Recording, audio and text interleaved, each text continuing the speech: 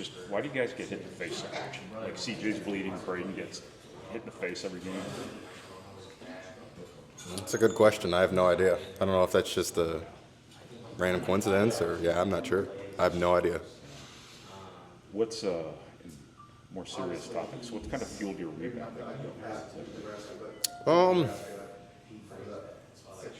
it's a combination. I mean, that's my job on the team, and so obviously you want to do your job really well and help the team win in every way you can.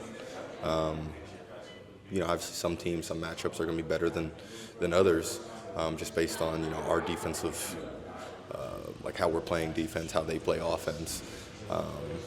But like I said, it's my job, so I just try to do it to my best of my ability. For a variety of reasons, obviously, your scoring numbers aren't what they were last year, but people still seem to be guarding you like a guy who's going to get 25 if they let him. Is it important to you to leverage kind of that gravity? People take pride in that at all? I mean, yeah, because at the end of the day, if they're going to leave me open and they're going to let me get to my spots, I'm going to shoot it. So it's one of those situations where, we're not running as many plays where I'm in optimal scoring positions, but we're running enough to where if they're going to let me go one-on-one in the post, they're going to let me catch the ball in the short roll, no one's going to come. Like, I'm going to have another 20-point game. You know what I mean? So I think I've already proven that, I was one of the most consistent scorers in the country last year. So I'm already proven I can do it whenever. So it's one of those things where it's just depending on how the defense wants to guard, we're going to read the play and make the best play. Have you had to swallow any pride or set aside any ego or anything like that, getting 6 shots a game or 8 shots a game versus the 15 or whatever you might have gotten last year, just based on the dynamics of this team, understanding the big picture is winning? Yeah, I mean, of course, especially when you get,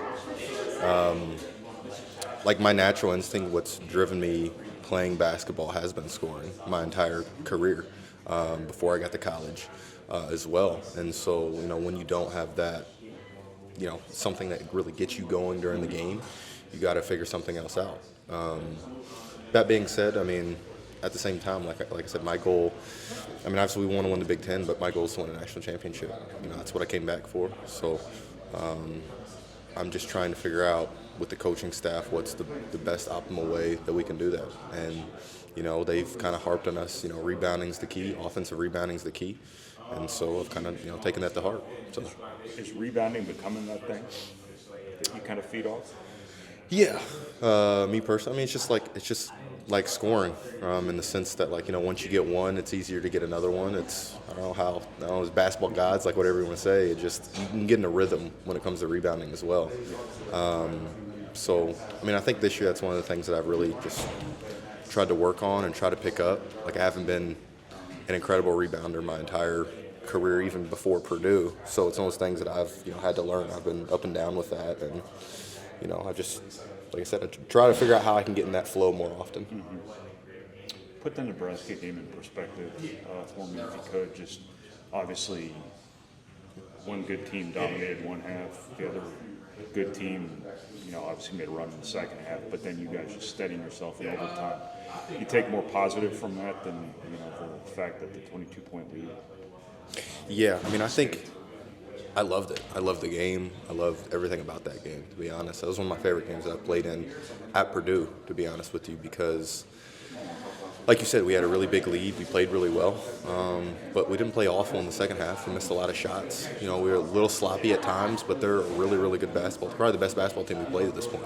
So, you expect that when you're playing a really good team, really good coach.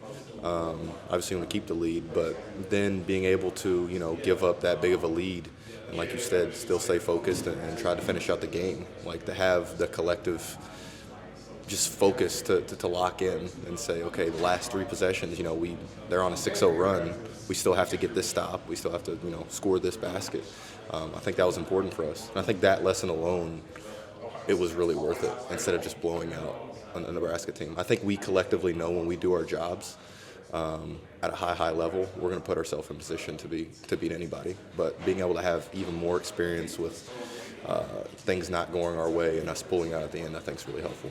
What's it like walking off the floor after a game like that? Is it like adrenaline's just pumping out of the cut under your eye? Or oh yeah, no doubt. I mean, has to be kind of nerve-wracking? I think it's more adrenaline than anything. I mean, obviously it's a big-time win. It was a big-time environment. And we thought collectively the effort that everybody on the court gave and the individual plays that so many players on our team made and just the preparation that it took to play that team. Like I said, it's one of the best teams that I've played. We've scouted a lot of teams in my past at Purdue, and it felt like we changed the most out of what we normally do to guard them. So to have that 2-day prep and then be able to put on the defensive performance that we did for a while was really, really good. It was really promising.